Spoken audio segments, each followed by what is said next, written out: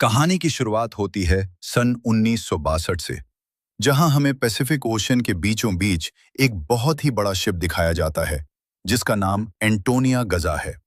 इस शिप पर total 600 passengers मौजूद हैं, जो न्यूयॉर्क की तरफ जा रहे हैं। इस शिप में पार्टी चल रही होती है, जहां एक बहुत ही खूबसूरत सिंगर गाना गा रही होती है और सभी लोग उस सिंगर के गाने को एंजॉय करते हुए मजे से डांस कर रहे होते हैं। शिप पर मौजूद सभी लोग बहुत ज्यादा खुश थे, लेकिन इन्हें पता नहीं था कि कुछ मिनट बाद उनके साथ कुछ ऐसा होने वाला है जिसके बारे में सोचने से भी डर लगता है। तभी हम देखते हैं कि एक आदमी इंजन रूम से एक लीवर ऊपर की तरफ उठाता है। लीवर के ऊपर उठते ही एक तेज नुकीला वायर टाइट होकर सब लोगों के आर पार चला जाता है।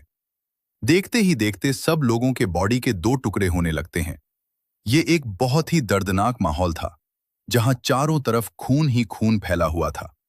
एक बच्ची, जिसका नाम केटी है, वो बच जाती है क्योंकि उसकी हाइट कम थी, जिस वजह से वायर उसके सर के ऊपर से होता हुआ गुजर जाता है। इसके बाद हमें 40 साल के बाद का सीन दिखाया जाता है, जहां हम कुछ लोगों को देखते हैं जो एक टग बोट की मदद से एक बड़े शिप को खींचकर ले जा रहे होते हैं। तभी अचानक वो पुराना शिप डूबने लगता है। ये देखकर ग्रुप का लीडर अपनी टीम में से एक लड़की, जिसका नाम मर्फी है, उसे उस पुराने शिप पर भेज देता है, ताकि मर्फी उस पुराने शिप को जिस वायर से बांध कर ले जाया जा रहा था, उसे आजाद कर दे। वरना अगर ये पुराना शिप डूब गया तो उसके साथ साथ इनकी यह टग बोट भी डूब जाएगी। मर्फी जब उस पुराने शिप पर पहुंचती है तो उसे पता चलता है कि पुराने शिप के निचले हिस्से में दरार पड़ चुकी है, जिस वजह से शिप में तेजी से पानी भरता जा रहा है और अगले 5 मिनट में यह शिप पानी में डूब जाएगा। मर्फी यह बात अपनी टीम के लीडर को बताती है। यह सुनकर टीम का लीडर मर्फी को ऑर्डर देता है कि जिस वायर से हम इस शिप को खींच रहे हैं, उस वायर को आजाद कर दो और फौरन वहां से निकलकर हमारे पास डक बोर्ड पर पहुंचो, क्योंकि हम इस पुराने शिप को छोड़कर जाने वाले हैं। तभी टीम के दो और साथी भी मर्फी के पास पहुंच जाते हैं और वह भी मर्फी को बाहर निकलकर शिप को छोड़ने के लिए कहते हैं। लेकिन इस शिप को ढूंढने में उन्हें 3 महीने लगे थे, जिस वजह से मर्फी इतनी आसानी से इस शिप को छोड़कर नहीं जाने वाली थी। वो शिप को बचाने के लिए नीचे पानी में कूद जाती है, जिसे देखकर ऊपर बैठे दो साथी भी औजार लेकर मर्फी के पीछे कूद जाते हैं। ये तीनों जैसे तैसे करके शिप को डूबने से पहले ही उसकी दरार पर वेल्ड करके शिप को डूबने से बचा लेते हैं। और इस शिप को यह लोग मार्केट में बेचकर बहुत सारा पैसा बना लेते हैं और यह पैसा टीम का लीडर सभी लोगों में बराबर बराबर बांट देता है। यहीं जैक नाम का एक आदमी इन लोगों पर काफी देर से नजर रखे हुए था और इन सब की बातें सुन रहा था। उसे पता चल जाता है कि यह लोग समुद्र में जो शिप गायब हो जाते हैं, यह लोग उन शिप्स को ढूंढ निकालकर मार्केट में बेचकर पैसा कमाते हैं। जैक नाम का वह आदमी इनके पास आता है और इस टीम के लीडर को एक शिप के बारे में बताता है जिसमें खजाना छुपा हुआ है। जैक असल में उस शिप की बात कर रहा था जिसे 40 साल पहले एक अनजान आदमी ने लीवर खींचकर सब लोगों को मार दिया था। टीम के लीडर ने भी उस 40 साल पहले गायब हुए एंटोनिया गजा नामी शिप के बारे में सुना था। टीम का लीडर कहता है कि इस शिप को बहुत से लोगों ने ढूंढा, पर आज तक वो शिप किसी को भी नहीं मिला। जैक टीम के लीडर से कहता है कि मुझे पता है कि वह शिप समुद्र के किस हिस्से में है। अगर हम इस शिप को लाकर मार्केट में बेचेंगे तो हम रातों रात अमीर हो जाएंगे। पैसों का सुनते ही ग्रुप के सारे लोग इस मिशन के लिए तैयार हो जाते हैं और अगले ही दिन यह लोग अपने टग बोट में उस एंटोनिया गजा नाम की शिप को ढूंढने निकल पड़ते हैं।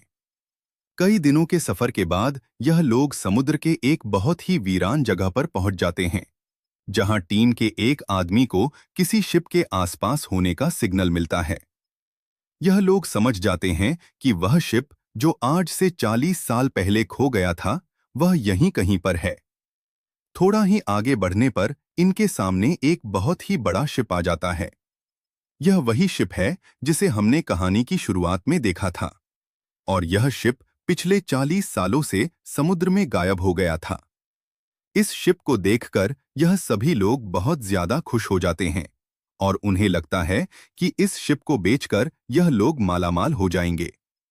अब टीम का लीडर दो लोगों को डग बोट में ही रहने के लिए कहता है और खुद कुछ साथियों के साथ उस पुराने शिप की। अब ये शिप बहुत ही ज्यादा बड़ा था, इसीलिए ये लोग इसे और एक्सप्लोर करने लगते हैं और चलते चलते शिप के मेन कैबिन तक पहुंच जाते हैं, जहां जांच करते हुए उन्हें एक डिजिटल वॉच मिलती है।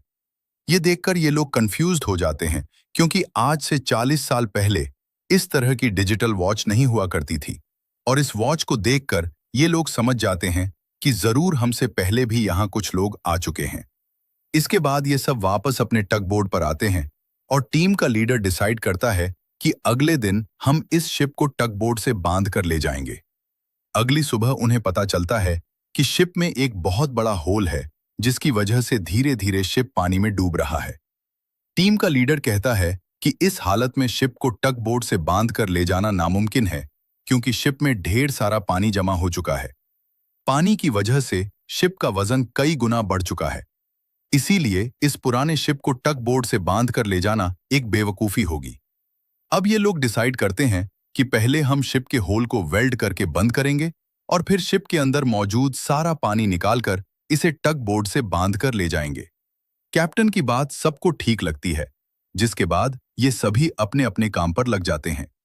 कुछ साथी शिप के होल को रिपेयर करने में लग जाते हैं और कुछ शिप के अंदर मौजूद खजाना ढूंढने में लग जाते हैं। मर्फी खजाने की जांच में आगे बढ़ते हुए एक स्विमिंग पूल के पास पहुंचती है। स्विमिंग पूल को देखकर वह हैरान रह जाती है, क्योंकि स्विमिंग पूल पर ढेर सारे गोलियों के निशान थे। अब वह स्विमिंग पूल से जब ऊपर की तरफ आ रही होती है, तभी एक बार फिर से वह लड़की मर्फी के सामने आ जाती है, जिसे देखकर डर के मारे मर्फी वापस नीचे पूल में गिर जाती है। उसका सर तेजी से स्विमिंग पूल के फ्लोर से टकराता है और खून निकलना शुरू हो जाता है, पर स्विमिंग पूल उसके खून को एब्जॉर्ब कर लेता है।